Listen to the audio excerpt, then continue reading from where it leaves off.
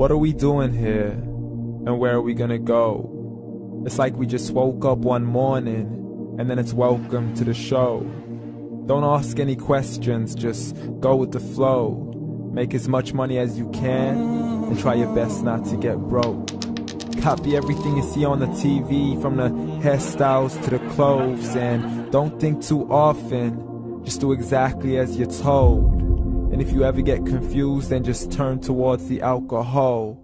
You'll still hear your thoughts, then just turn up the radio as you learn to live a lifestyle of drugs, sex, and rock and roll. But in all honesty, I just need to know, is there more to the cycle than growing and getting old? Living and dying just to leave behind a happy home and a whole lot of property that somebody else is going to own. I just really need to know before the casket's closed, 'cause I'm not willing to gamble with my soul, nor am I ready to take any chances. These are just simple life questions and I'm just searching for some answers. Like, what are we doing here? And what is our purpose? How did we get here, and who made us so perfect? And what happens once we go, or is this world all really worth it? Questions we don't answer because apparently we don't really have to. There's no purpose to this life and our existence is merely natural. Then in that case, please let me ask you, did you create yourself or was it somebody else who had fashioned you? 'Cause you're a being that's impeccable, faultless and unparalleled. You're a product of supreme intelligence and I'm merely being rational. For there isn't a camera on this earth that can come close to the human eye, nor a computer that can compete alongside the human mind. And if the whole world was to come together, we wouldn't be able to create a single fly. So many signs, yet we still deny.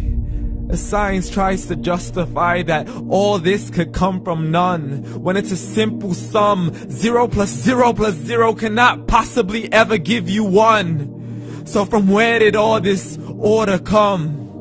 For everything has its origins, a maker, a creator of its own. I mean, the only reason you're watching this video is because somebody had to press upload. So we can believe in the Big Bang, but I'd rather believe in He who caused it to explode. Allah, the creator of everything along with every single soul. The ever-living, the master, the only one who is in control. Unlike his creation, beyond our imagination. And no, he's not a man, nor does he have any partners in association. He's on his own. And no, he did not ever leave us alone. Just like every manufacturer, he left us with an instruction manual. The Quran and Islam, and I'm sorry to jump to conclusions, but it's the only one possible. The only definition of God is the one and only supreme being. It's logical, a book with 0 contradictions, with miracles that are both scientific and historical, all revealed over 1400 years ago. Like the detailed description of the human embryo. The descriptions of the human embryo in the Quran cannot be based on scientific knowledge in the 7th century. To the mountains as pegs holding firm the earth below, and the 2 seas that don't mix in a complete separate flow. To the planets in orbit, alternating night and day as they stay in flow. The expansion of the universe and the creation of everything from H2O. To the stories of the past and the preservation of Pharaoh. To identifying the lowest point in the land where Persia defeated Rome.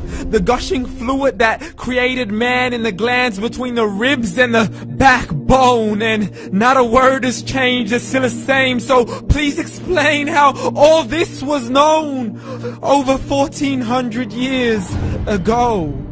To a man who couldn't read or write as he would recite whatever the angels spoke. And if you still don't believe, please try to come up with something that's even close. But you can't, so we took God as a mockery and his messengers as a joke. Muhammad could not read or write.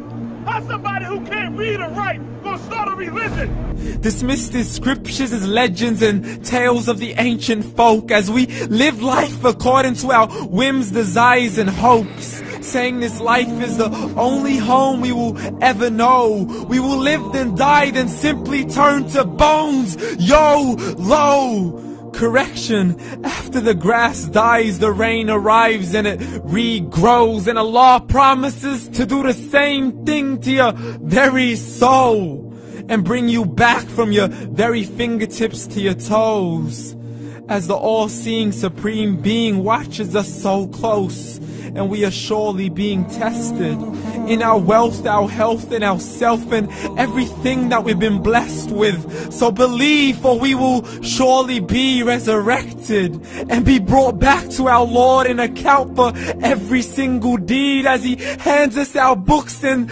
orders us to read.